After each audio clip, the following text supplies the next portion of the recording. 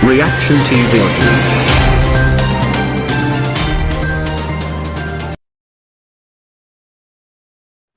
अस्सलामुअलैकुम रहमतुल्लाहि बरकातहू। प्यारे भाई बहनों, मोहतरम और अज़ीज़ दोस्तों, बुज़ुर्गों, हीरा ग्रुप ऑफ कंपनीज़ के बारे में आज मैं दो बातें आपके सामने रखना चाहता हूँ। सुर्खियों में हीरा ग्रुप ऑफ कंपनीज़ के मामले को सीबीआई और ईडी एनफोर्स डायरेक्टोरेट इसकी जांच को सौंपा जाए, ये मांग एमआईएम का चमचा चेला हैदराबाद का बूढ़ा शैतान बार बार कर रहा है। मुझे लगता है पिछले 2-3 दिन से मैं भी सफ़र में था। इसके बीच जब मैं वीडियो इसके देखा, मुझे लगा कि बहुत टायर्ड हो गया है, बहुत सुस्त हो गया है और इसको उम्र भी होती जा रही है। ये बहुत हताश हो गया है, डेस्परेट हो गया है। CCS police central crime station Hyderabad, इस ब्रांच की पुलिस वाले जो भी जांच किए हैं, लगता है इनकी जांच से कुछ नहीं मिला है। हीरा ग्रुप ऑफ कंपनीज के गलती कोर्ट में चार्जशीट में पेश करने के लिए इतना जो एक्सपेक्ट किया था इन्होंने, उसमें 10% भी नहीं मिला होगा। अगर होता तो सुर्खियों में थोड़ा ना थोड़ा सोर्सेस के मुताबिक आ जाता था। मैं हवाई में बात करने वाला नहीं हूँ। बूढ़ा शैतान बोल रहा था, पिछले नवंबर में सीबीआई ईडी का जांच के लिए इसने पूछा था। अच्छा, इस जांच से क्या हो जाएगा? क़यामत तो नहीं आएगी, किसी को फांसी के फंदे पर नहीं चलाएंगे। ये जो पुलिस वाले जो भी गांव में हीरा ग्रुप ऑफ कंपनीज के सीईओ मोहतरम आलिमा डॉक्टर नौहरा शेख के ख़िलाफ़ जो भी एफआईआर किए हैं, यानी कि केसेस डाले हैं, इस केसेस में जो भी चार्जेस उन्होंने डाले हैं, उससे फांसी की सज़ा नहीं होती। अगर डॉक्टर नौहरा शेख मुजरिम भी साबित हो जाएंगे तो फांसी की सज़ा नहीं मिलेगी। 420 एक्ट फ्रॉड केस है, ज़्यादा से ज़्यादा 7 साल की। 409 विश्वास द्रोह किया, सब मिला के 7 साल से ज़्यादा नहीं। एमपीआईडी एक्ट, वो एक्ट में जाएंगे तो भी नौहरा शेख को एक बाल भी नहीं बिगड़ेगा। अब रही बात प्रॉपर्टी सीज करी गई है, मैं बार बार कह रहा हूँ,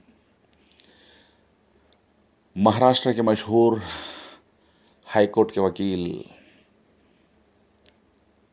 नबी सोलंके, उन्होंने भी कहा है अपने एक इंटरव्यू में, अगर आपा की गलती साबित भी हो गई, उनकी जो प्रॉपर्टी सीज की गई है उसको हराज में ही डाल दिया, नीलाम कर दिया गया।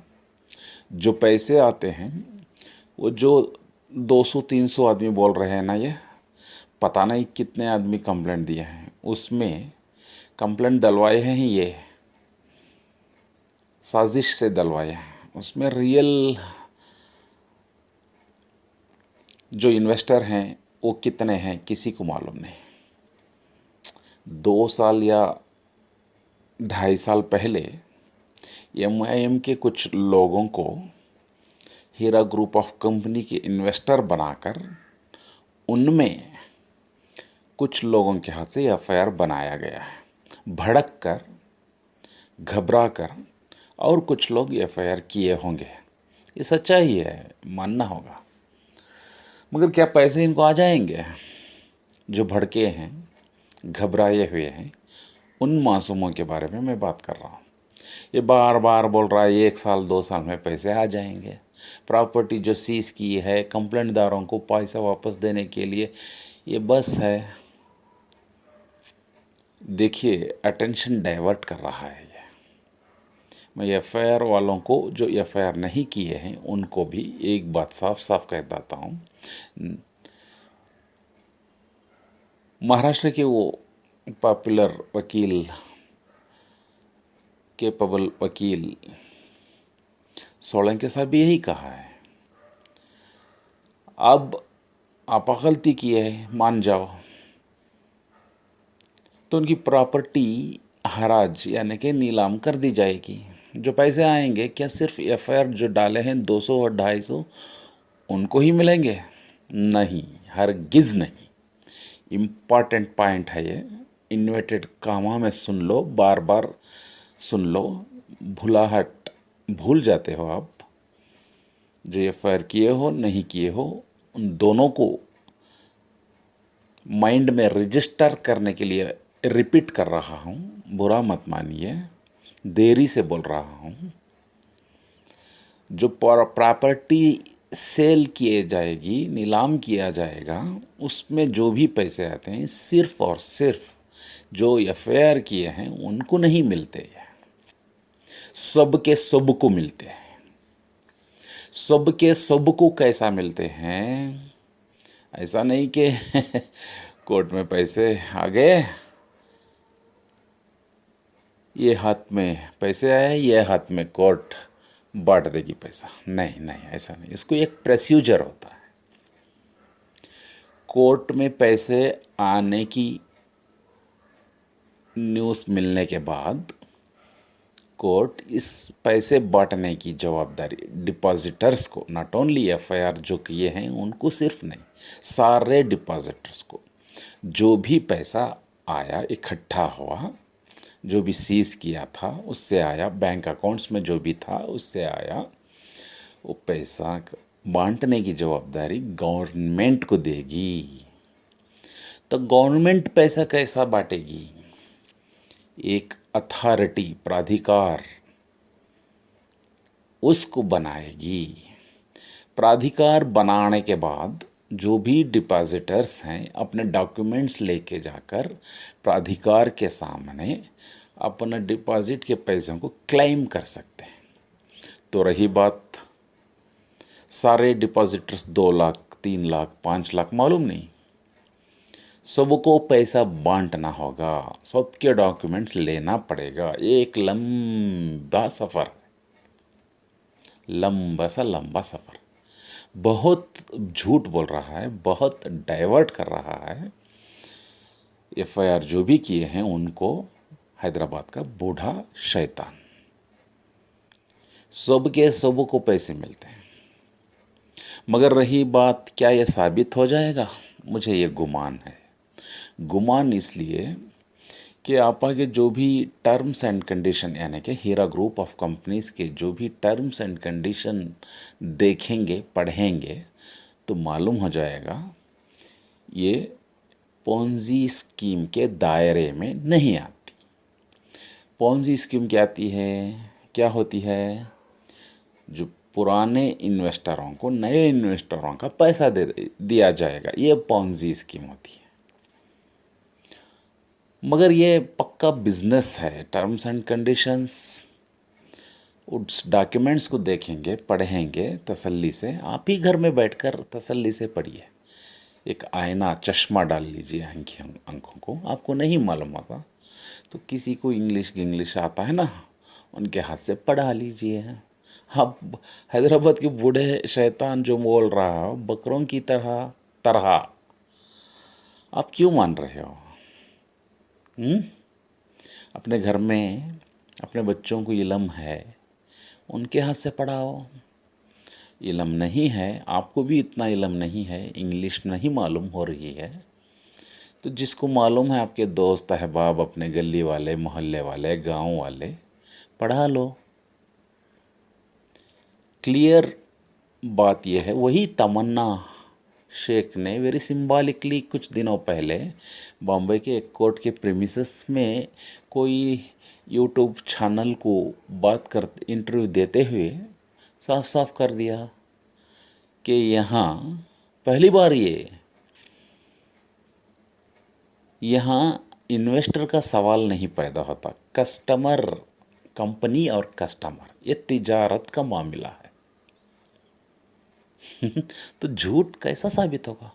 तो फिर 4 महीनों से पुलिस स्टेशन, कोर्ट और हॉस्पिटल का चक्कर नौहरा शेख क्यों मार रही है? एक प्रोसेस होता है, बड़ी कंपनी है, मल्टी करोड़ का बिजनेस है, शक आया है तो वेरिफिकेशन करना है ना, इसीलिए हिरासत में लेकर उनको अंडर स्कैन में, वो अक्यूज्ड हैं, मुजरिम नहीं हैं, अक्यूज्ड आरोपी हैं, अपराधी नहीं हैं, अक्यूज्ड हैं।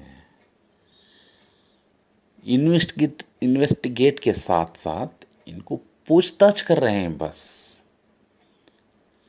और कुछ नहीं, फांसी के फंदे पे नहीं चढ़ा रहे हैं। ये इंडिया का कानून है ना, इसमें बहुत लूपहोल्स हैं। ये संजय निरुपम जैसे लोग असेंबली, पार्लियामेंट को जाते हैं ना, वो वहाँ यहाँ कानून रचना का काम करते हैं ना, उन लूपहोल्स को बराबर करने का काम वो करना है। अनफॉर्चुनेट ऐसे लोगों को मालूम नहीं होता, क्या करें, ऐसों को हम वोट देकर उनको जिताकर पार्लियामेंट को भेजते हैं, टाइम पास करते हैं, बस आते हैं। पैसों के ऊपर उनकी बहुत सारे पॉलिटिशियंस की नज़र होती है, लोगों की तकलीफ़ के ऊपर नहीं। आम आदमी ऐसा बात करते हैं, गुस्सा बताते हैं पॉलिटिशियन का नाम लेंगे तो, है ना। तो रही बात, क्या पैसे डायरेक्ट एफआईआर करने वालों को आ जाएंगे? इफ़ आरोप साबित हुआ नौहरा शेख के ऊपर, नीलाम कर दिया गया उनकी पूरी प्रॉपर्टी को, जो बैंक अकाउंट्स में मिले पैसे सबको, वो पैसे सिर्फ और सिर्फ 300 आदमियों को नहीं मिलने वाले हैं भाई। कोई भी अपने गांव के लायर को पूछ लो, लायर में भी अलग अलग रहते हैं। क्रिमिनल लायर रहता है, सिविल लायर रहता है, ये बैंक के कारोबार को देखने वाला फिनेंशियल लायर अलग होता है। आप ये बैंक के कारोबार भी जो भी देखता है ना, वो ऐसे लायर को पकड़ो, पूछो, एक एडवाइस पूछो।